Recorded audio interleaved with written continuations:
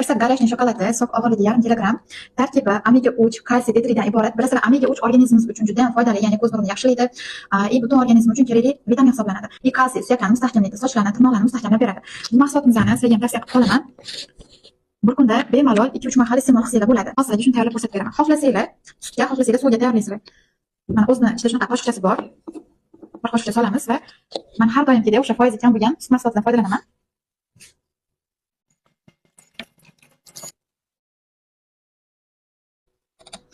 Yaxshilab aralashtirib olganimizdan so'ng ovqatdan yarim soatga oldin bemalol iste'mol qilsanglar bo'ladi. Ayniqsa ozish jarayonida ozayotgan ayollarimizga tavsiya qilsanglar, terini osiltirmasdan sog'lom ozishga yordam beradi. Sababi tarkibida vitaminlar ko'p bo'lgani uchun organizmni vitaminlar bilan to'yintirib, kun davomida to'q saqlashga yordam beradi.